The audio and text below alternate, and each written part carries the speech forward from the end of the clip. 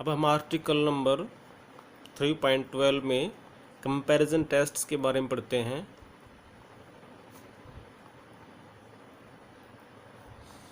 तो सबसे पहला टेस्ट है हमारे पास कि if summation A N and summation B N कि N vary from 1 to infinity are two positive term series and k is a fixed positive constant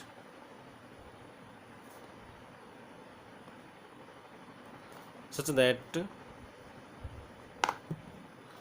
a n less than equal to k b n for all n। तो देखिए यहाँ पर k की value 1 भी हो सकती है, तो वहाँ से डायरेक्ट हम लिख सकते हैं कि a n less than equal to B N, या फिर कोई कांस्टेंट हो सकता है। पॉजिटिव में 1 है, 2 है, 3 है, 1/7 है, इस तरह का कोई भी कांस्टेंट हो सकता है। तो देन क्या होगा कि इफ़ इसमें देखिए यहाँ से हमें दिखाई दे रहा है कि जो ए एन वाली टर्म्स है वो बी एन से छोटी हैं। तो अगर बी एन वाली जो सीरीज़ है अगर ये कन्वर्ज हो जाए, summation B N N from 1 to infinity converges, then तो ये वाली भी कन्वर्ज हो जाएगी, ऑल्सो कन्वर्जिज। और अगर ये वाली डाइवर्ज हो जाए जिसकी टर्म्स इससे छोटी हैं, तो इससे बड़े वाली टर्म्स तो अपने आप ही डाइवर्ज होगी। And if series A N diverges, तो then series B N also diverges. तो बड़ा ही आसान रिजल्ट है याद करने के लिए कि बड़ी वाली टर्म्स वाली सीरीज़ अगर आपके पास कन्वर्जेंट हो जाए तो छोटे वाली टर्म्स वाली सीरीज़ भी कन्वर्जेंट हो जाएगी, लेकिन अगर छोटे वाली ही डाइवर्ज हो जाए तो बड़ी वाली भी डाइवर्ज हो जाएगी। सेकंड रिजल्ट है हमारे पास कि if A N and B N ये दो सीरीज़ हैं हमारे पास, और कैसी हैं? पॉजिटिव टर्म सीरीज़ हैं।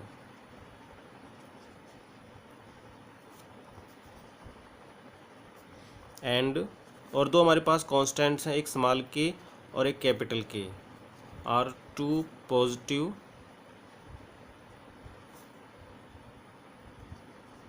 नंबर्स सच दैट कि K times of B N is less than equal to A N less than equal to K times B N. तो यहाँ से हमें दिखाई दे रहा है कि जो ए एन की टर्म्स ऑफ बी एन से छोटी हैं और बी की टर्म्स ए एन से छोटी हैं। इस हिसाब से क्या हुआ कि अगर ये वाले कन्वर्जेंट है तो ये वाली भी कन्वर्जेंट, और ये वाली डाइवर्जेंट है तो ये वाली भी डाइवर्जेंट। इट मीन्स दोनों का सेम बिहेवियर रहेगा। तो देन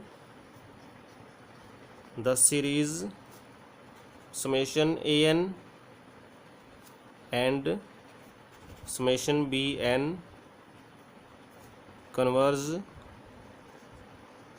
और डाइवर्ज टुगेदर। या भी आपके पास क्या था? For all N in N. तो दोनों का बिहेवियर सेम रहेगा, दोनों इकट्ठे कन्वर्ज करेंगे, दोनों इकट्ठे ही डाइवर्ज करेंगे। अब अगर इसमें कंडीशन थी कि for all N in N, अगर इसकी जगह हो हमारे पास for all N greater than equal to M, M कोई पार्टिकुलर हमारे पास पॉजिटिव नंबर है, यानी कि पहले एम टर्म्स के बाद हमारे पास ये कंडीशन होल्ड करती है, तो भी ये रिजल्ट ट्रू रहेगा। और सेम वे में अगर ये वाला रिजल्ट भी हमारे पास सभी नेचुरल नंबर के लिए नहीं होकर के नेचुरल नंबर m के बाद से स्टार्ट होता है, यानी m तक ये नहीं है, उसके बाद ये सब के लिए है, तो भी हमारे पास ये रिजल्ट होल्ड करेगा। अब हमारे पास रिजल्ट है नेक्स्ट थ्योरम 3.12.5 कि if summation a and n from 1 to infinity and summation b n from 1 to infinity are two positive terms series such that की limit of A N by B N. अब की बार हम इनका ratio निकाल रहे हैं इनकी टर्म्स का, और उस पे हम लिमिट ले रहे हैं कि एन टेंड्स टू इन्फिनिटी। और अगर ये एल के बराबर आती है, जहाँ पर एल क्या है? L is finite and non zero. Means ये जीरो भी नहीं है और ये इन्फिनिटी भी नहीं है। जीरो और इन्फिनिटी बीच में हमारे पास कोई भी नंबर आ सकता है, क्योंकि दोनों ही पॉजिटिव, तो भी हमारे पास पॉजिटिव ही आएगा। तो then both the series summation A N and summation B N converge और डाइवर्ज टुगेदर। तो यहाँ से क्या रिजल्ट बनेगा कि दोनों ही कन्वर्ज भी डाइवर्ज भी एक साथ करेंगे। इसका हम प्रूफ कर लेते हैं। तो प्रूफ, तो यहाँ पर हमें दे रखा है कि जो लिमिट है A N by B N की, वो हमारे पास एल के बराबर है। अब देखिए जो ए एन और बी एन है,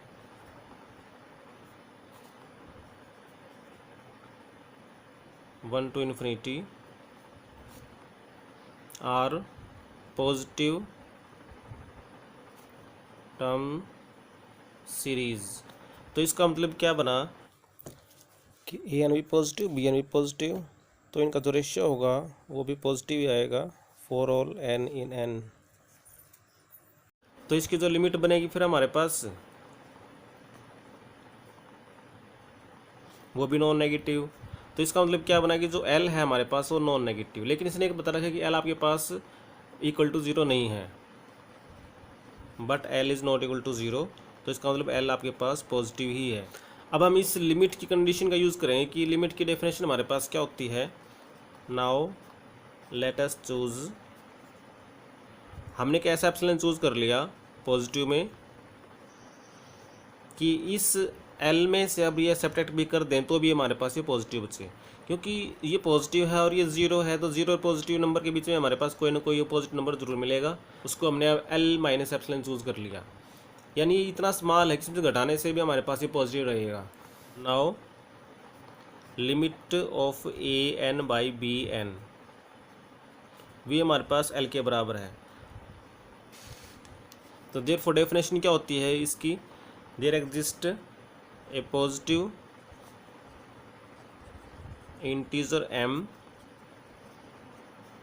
सच दैट कि A N by B N minus में एल, इसका modulus is less than epsilon, क्योंकि इस एप्सिलॉन के लिए हमारे पास ये m चूज़ किया हमने कि such that this is less than epsilon for all n greater than equal to m।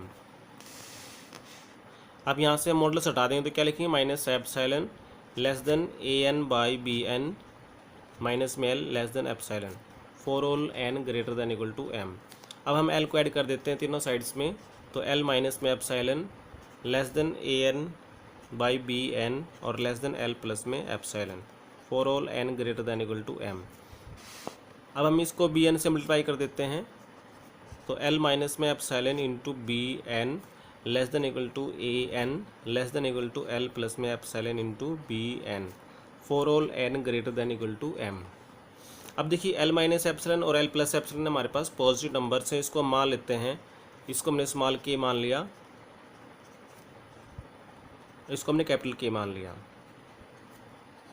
And this holds for all n greater than equal to m। तो देखिए हमने एक रिजल्ट किया था कि अगर ऐसा कुछ होता है तो ए एन और बी एन वाली सीरीज कन्वर्ज और डाइवर्ज टुगेदर करेंगी। तो hence by comparison test number 4, the series summation a n n from 1 to infinity and summation b n n from 1 to infinity converge or diverge together. तो hence the result.